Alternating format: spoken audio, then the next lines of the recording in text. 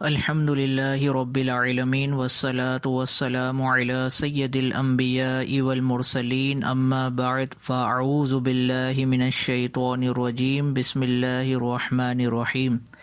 گزشتہ لیکچر میں ہم نے نماز کی اہمیت، افضلیت اور اس کے ترک پر وعیدات پر کلام شروع کیا تھا۔ آج کے لیکچر میں انشاءاللہ عز و جل اسی کلام کو جاری رکھتے ہوئے احادیث مبارکہ کی روشنی میں انشاءاللہ عز و جل نماز کی اہمیت اور افضلیت بیان کی جائے گی۔ تو سب سے پہلے کنز الامال، یہ ایک حدیث مبارکہ کی کتاب ہے۔ اس میں یہ حدیث مبارکہ ہے کہ نبی کریم علیہ الصلاۃ والسلام نے ارشاد فرمایا،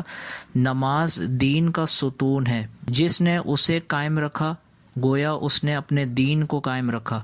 اور جس نے نماز کو ترک کر دیا گویا اس نے دین کی عمارت کو ڈھا دیا یعنی گرا دیا۔ تو اس سے آپ اندازہ لگائیں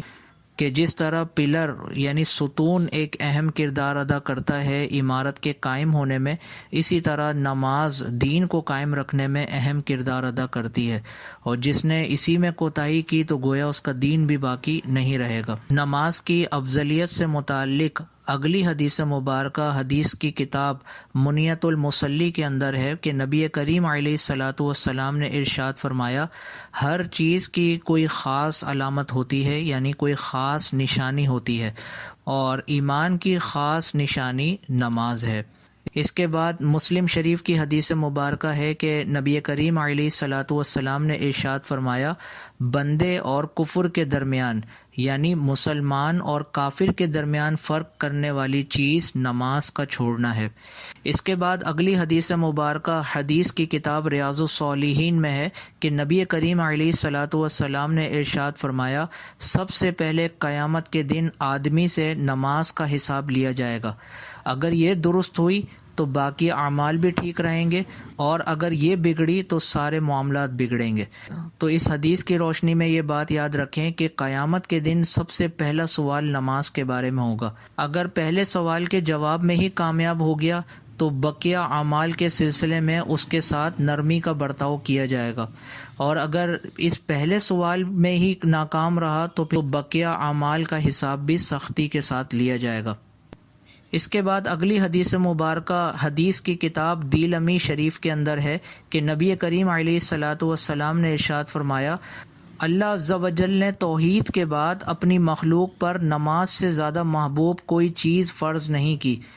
اگر نماز سے زیادہ محبوب اللہ تعالیٰ کے نزدیک کوئی چیز ہوتی تو فرشتوں کے لیے اسی کو مقرر فرما دیتا، حالانکہ اللہ تعالیٰ فرشتوں سے نماز کے افعال کراتا ہے،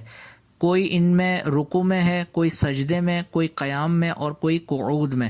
یعنی اس کا مطلب یہ ہے کہ نماز اتنی افضل ترین عبادت ہے کہ نماز کے ہی ارکان فرشتوں کی عبادت کے لیے مقرر کر دیے گئے۔ بعض فرشتے سجدے کی حالت میں ہیں، بعض رکوع کی حالت میں ہیں، بعض قیام کی حالت میں ہیں، اور بعض قعود یعنی بیٹھنے کی حالت میں ہیں۔ تو اگر اللہ تعالیٰ کی بارگاہ میں کوئی اور عبادت افضل ہوتی تو پھر اللہ تعالیٰ اسی عبادت کو فرشتوں کے لیے مقرر فرماتا۔ تو فرشتوں کے لیے چونکہ نماز کے ارکان کا انتخاب کیا تو اس سے نماز کی افضلیت اور اہمیت کا اندازہ اب تمام کو ہو جانا چاہیے۔ اس کے بعد اگلی حدیث مبارکہ بخاری شریف کی ہے۔ حضرت عمر فاروق رضی اللہ تعالی عنہ نے اپنے صوبوں کے گورنروں کے پاس پیغام بھیجا کہ تمہارے سب کاموں میں میرے نزدیک اہم کام نماز ہے۔ جس نے نماز کی حفاظت کی اور اس کو ادا کرتا رہا تو اس نے اپنا دین محفوظ رکھا، اور جس نے نماز ضائع کی تو وہ اپنے کاموں کو بدرجہ اولیٰ ضائع کرے گا۔ یعنی اس کا مطلب یہ ہے کہ گورنر ایک عہدہ ہے، اور اس عہدے پر وہی لوگ قائم رہ سکتے ہیں کہ جو نماز کی پابندی کرنے والے ہوں۔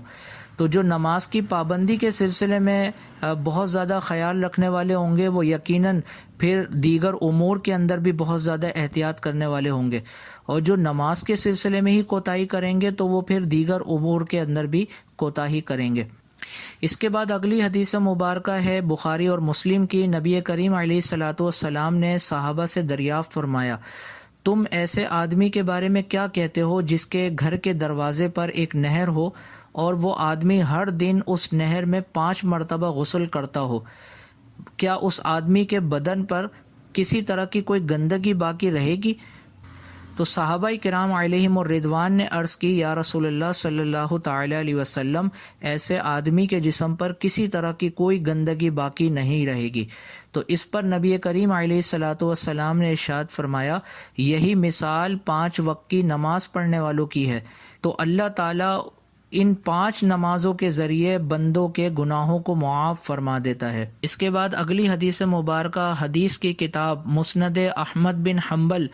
رضی اللہ تعالیٰ عنہ کی ہے کہ نبی کریم علیہ الصلاۃ والسلام ایک مرتبہ سردی کے موسم میں مدینے سے باہر تشریف لے گئے، تو پت جھڑ کا موسم تھا، یعنی درختوں کے پتے گر رہے تھے، تو آپ علیہ الصلاۃ والسلام نے ایک درخت کی 2 ٹہنیوں کو پکڑا اور انہیں زور سے حرکت دی اور اس سے پتے گرنے لگے۔ تو آپ علیہ الصلاۃ والسلام نے فرمایا، اے ابو ذر۔ تو ابو ذر رضی اللہ تعالی عنہ نے عرض کیا، یا رسول اللہ صلی اللہ تعالی علیہ وسلم میں حاضر ہوں۔ تو نبی کریم علیہ الصلاۃ والسلام نے فرمایا،